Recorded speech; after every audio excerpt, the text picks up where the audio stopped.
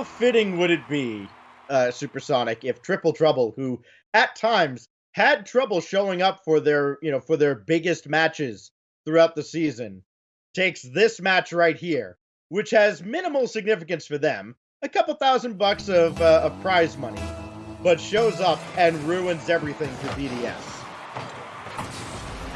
I don't know. I'm one of those players that I understand the sick satisfaction you can get by taking a win, which creates, sadness on the other side of the field. There is a little bit of this I get to win and I know I'm beating them type of mentalities that happen. So maybe they find some enjoyment in that, but at the end of the day, I just don't know that I could see them taking this one off of BDS, and I don't know that if BDS is going to be any more motivated ever than they are today, knowing that this is the game, and they performed under pressure well the entire season. I feel this is just going to elevate them even more so here in this final series of the season for them.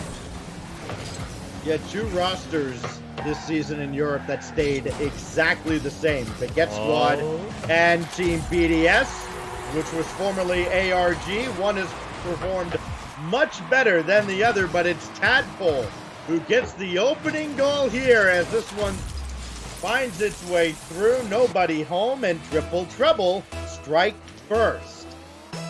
And that's coming at the breakdown of BDS. I'm not sure who that third man was. I didn't have a good camera angle for it at the time, but somebody came forward before somebody else was able to make it back, and they left a complete open goal opportunity for Tadpole, and he just had to barely tap it. Just needed to line up an easy lob shot.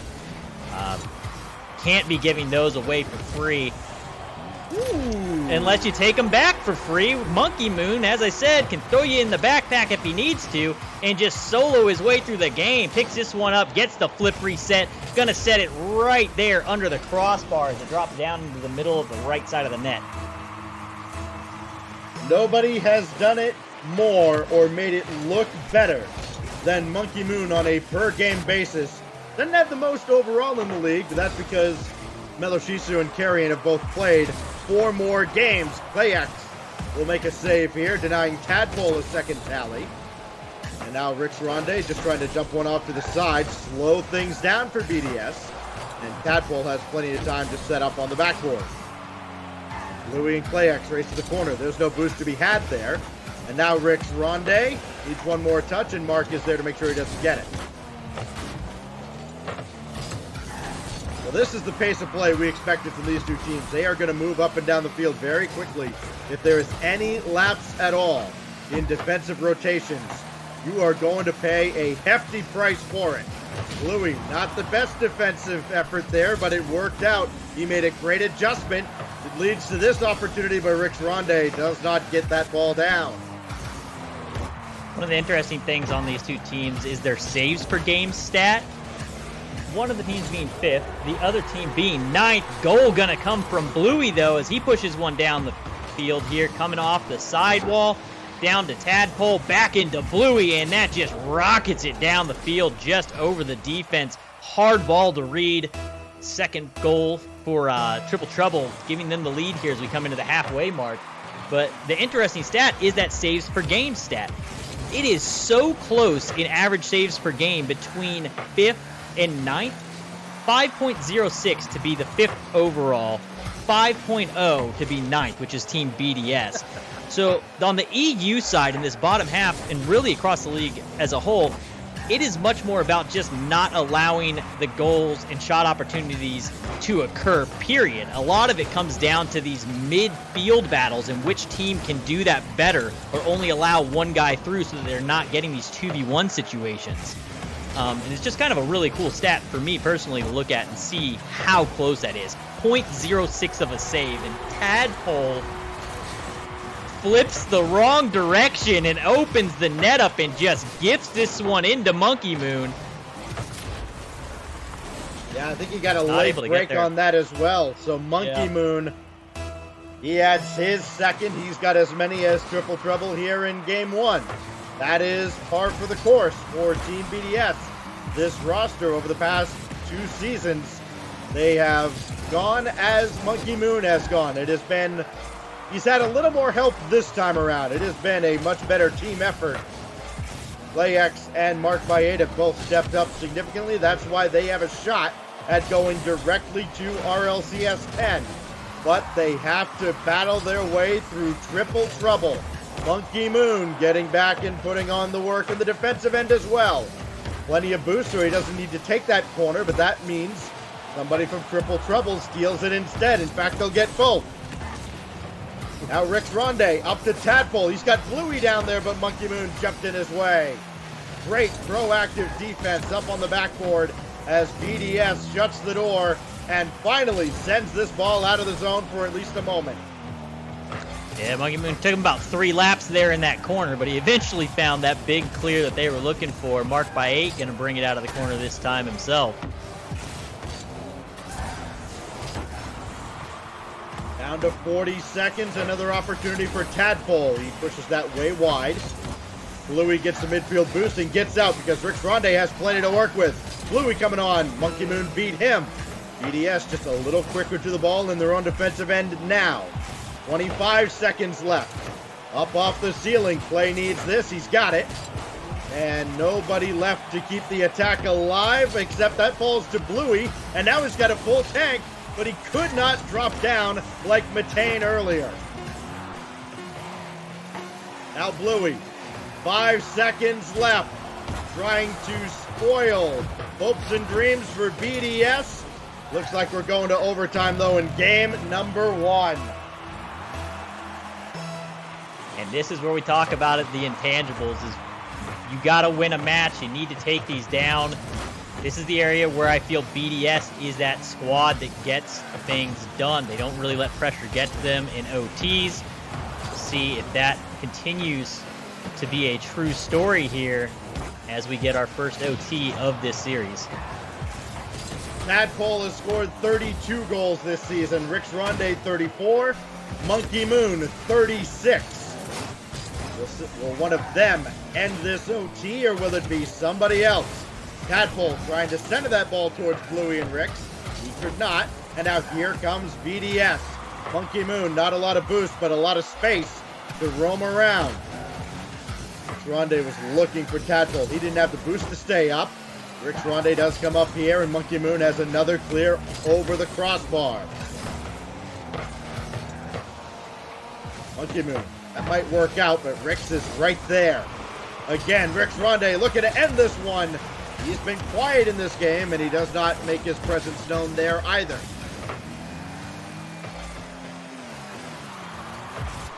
Bluey now, bouncer, and Monkey Moon gets there to send this opposite corner. Now Tadpole will try, and PlayX has that save. Again, number 1 on the line for BDS. If you're just joining us, RCD Espanyol won their match earlier, so Team BDS has to win this series to take number 1. Triple trouble, trying to spoil their day and give RCD Espanyol the auto bid to the next season as Mark blocks a shot at point-blank range. This will kick out in front, and Monkey Moon is there. Mark is not. He was demoed, so Tadpole will take over.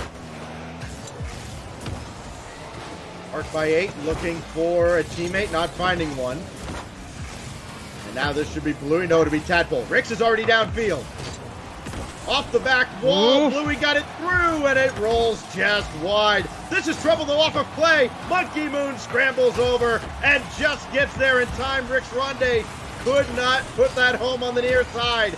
Triple trouble have had their chances in OT, but they have not put one through just yet.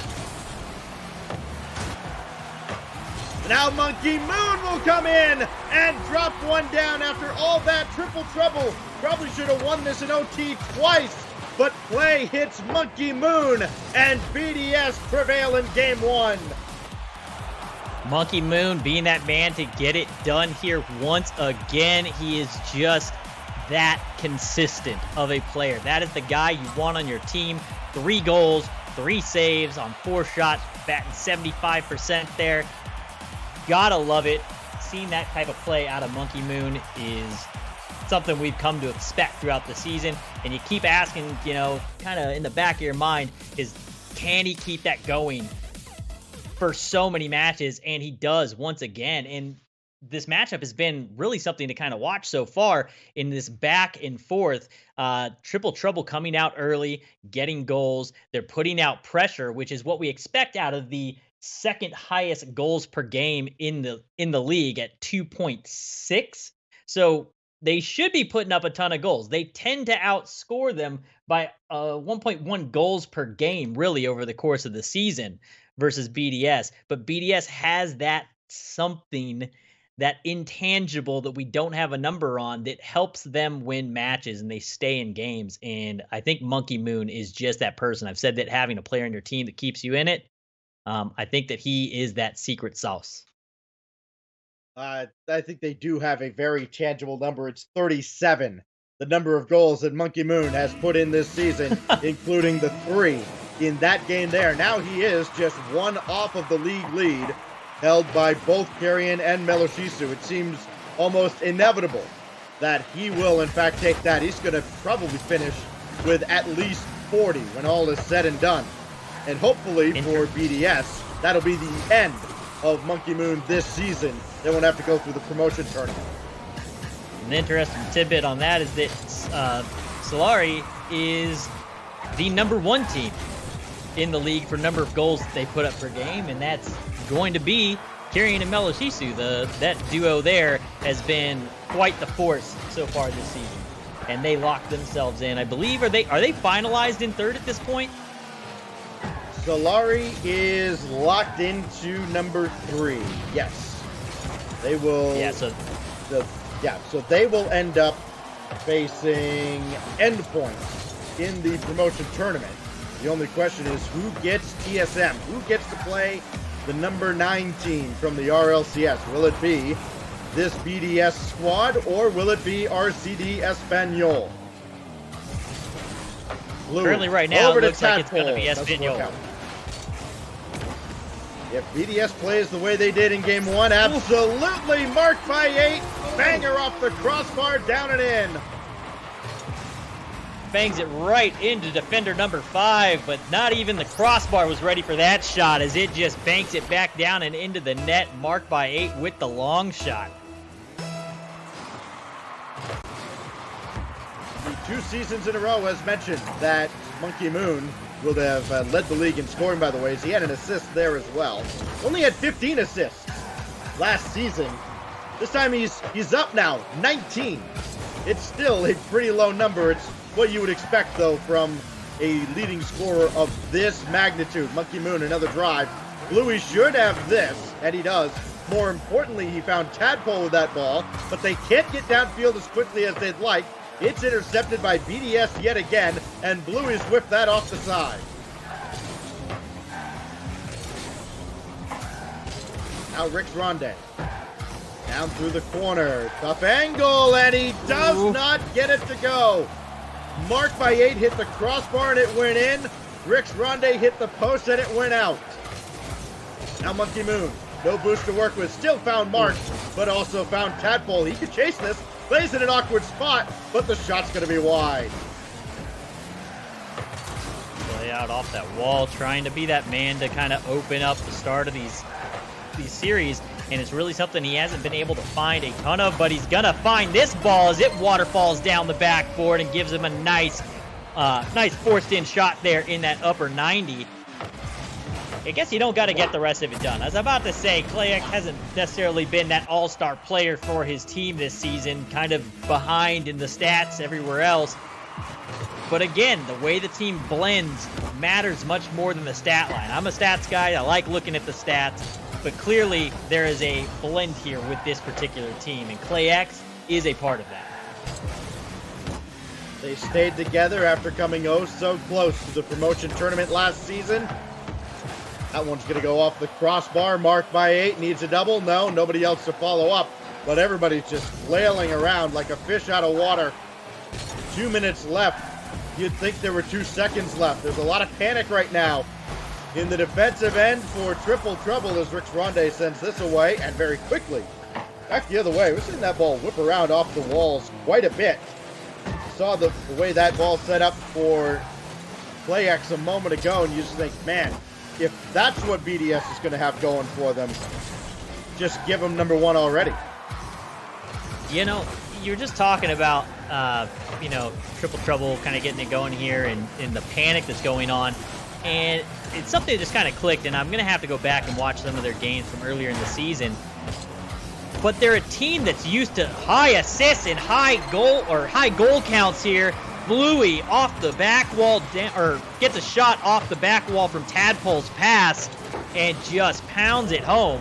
When they don't have these types of shots and these types of plays going, they seem to break down because really their defense isn't what's winning them games. It's the offense that wins the matches. They're one of the second highest scoring team in the league. When they don't have goals going their way or they're playing from behind, they do feel like they are playing more of a panicked play style, and it happens to them earlier than it does to other teams. We see other teams start to panic in that minute and a half mark. They tend to start seeing some panic around the halfway mark of the game if they don't have a goal in yet. That was one of their better passes, really, that we've seen all season from Triple Trouble, and PlayX very nonchalantly gets that over to Monkey Moon. It was a chance, though, for Rix Ronde to dive in. He just got there a little too late. Bluey clips Clayx, didn't get the ball. Now Tadpole, looking for Rix Ronde perhaps. There's a demo by Bluey. It's a chance for Triple Trouble, but they cannot get the ball in front. And now this ricochets all the way downfield, and Tadpole has to recover. Now Rix Ronde over to Bluey with 20 seconds left. Rix took it himself. Miscommunication means nobody's home, and Mark by 8 will give BDS a 2-0 series lead. I mean, I'm not going to say it's done yet, but it's done. This is probably a 2-0 lead. We can definitely see 2 goals in 16 seconds, but they need one right now, right here off this kickoff. And that is not the kickoff you wanted to try and convert for a kickoff goal. It was a hat trick in game 1 for Monkey Moon, and by virtue of the goal coming off of that challenge at midfield, it's a playmaker in game number 2. Wow, if this were land, he'd be selling popcorn in the lobby after the game. It is all Monkey Moon and all BDS as Mark gets a couple of tallies to lead them to a victory in game 2, and now 5 minutes separates Team BDS from the RLCS. Yeah, this is it. This is the end of it. This is Triple Trouble needs to show up big here in this match. They need to get a goal early. I think that's the key. If we want to see them in it, if we even want to see it go to OT, that first goal needs to go the way of Triple Trouble. They're not playing well from behind. I really do feel like it kind of clicked there for me in the realization moment in the middle of that match. When you said something about them kind of playing scattered there with a ton of time left on the clock, they cannot get themselves into that type of situation once again, going to 0 goals through the first half. They need to be that team, that second highest goals in the league team, and put some numbers up on the board very early. Some other positional things to look at as far as the standings are concerned. If BDS goes on to sweep this series, it does matter to all the other teams below as well. BDS, of course, would go number 1, Espanol 2, Solari 3rd. Notorious Legion would slot into the 4th spot. RJM would go up to number 5, and Triple Trouble would drop all the way down to 6th place. And then, of course, as we've already mentioned, Weedham Girls, Vertex, Servette, and Baguette Squad would round out that bottom 4. But if Triple Trouble does manage to at least take a game, then they can move up a little bit. Even if they lose the series, they'd go 5th. And of course, if they do manage to come back and do something crazy like, I don't know, win this whole series, they would go number 4. So that's what they have to play for right now. Win the series, they go 4th. Lose 3-1 or 3-2, they go 5th. Get swept, they go number 6. And all the prize money that comes from that. Yeah. It's ridiculous, and I'm glad that you're here. I appreciate you for being that person that's figuring that all out for me, because I can't keep this is like one of those stats where like I have to have it handwritten out in front of me to see all these opportunities to keep up with. I'm glad that your brain functions that way. Mine does not. So basically, highest possible chance is Triple Trouble taking 4th, and they'd have to reverse sweep at this point. And I just I don't see that happening. I'd love it in terms of at least getting to see us go to game 5. I don't know that I want to see BDS kind of get taken out here with the season that they've had and how well they've been playing. And as you've said, coming back from last season and just missing out on getting to go to the promotional and getting to see them go number 1 overall this season, I think would be fantastic. I think that's a great storyline. And I'd love to see that one come to fruition and come to an ending. Even though, RCD Espanol probably doesn't want to see that happen. In the background, I'm kind of rooting for it too. I love these players, by the way. We did have to get them into a new lobby just to get everybody up and ready to go. And within 5 seconds, they all just like, we're ready. Let's go. All right, it's showtime.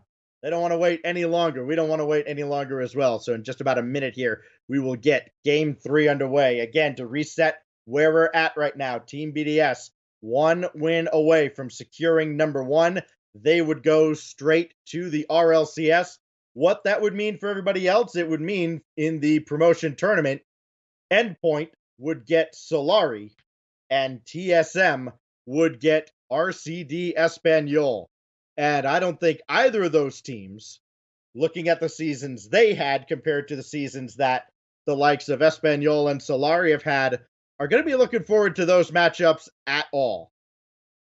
I definitely wouldn't be. I mean, especially going in against somebody like, really against either one of them. RCD Espanol at this point, to me, went to game 5s a lot against some teams they shouldn't have. I think that there's quite possibly, even though they're going to finish higher, I think that there's more holes in their game. Solari was a very consistent offensive force. You know what you're getting out of Solari in that sense, that they are going to attack you time and time again.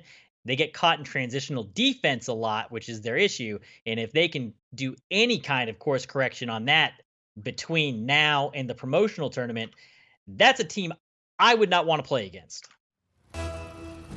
Well, while Espanol waits to see what their fate is, they'll also be preparing for their matchup in the European Invitational. They go up against the number 7 team from the RLCS, oddly enough, in Singularity. Of course, catch that as soon as we are all wrapped up here. Rix Ronde, his shot on. It's going to be, well, actually, Blue, we got a piece of it. It was going to get saved. Now this will be Rix Ronde coming in again. He has been very quiet. No goals, no assists. Almost got one there. He will. He didn't score it himself. He got a little help from Monkey Moon. I mean, Monkey Moon's the guy, right? He's the one putting the ball in the net. Doesn't matter which end of the field. He's going to be the one to do so. And he's going to give a little help to Rixie. So Rix Ronde finally scores, and we've seen this a few times with this triple treble team, and even going back to when they were Method. Rix Ronde would be very, very quiet. Then all of a sudden, he would just get tired of watching everybody just kind of flounder around him and say, okay, my turn to take over. And when he does, they become a much different team. He gets a demo there on Monkey Moon. That's the guy you want to take out if you're triple trouble. Now here's Bluey. Going to try to drop one down to Super Rixie, but he couldn't find him. Now Tadpole trying to get around PlayX. That's going to kick right out to Bluey.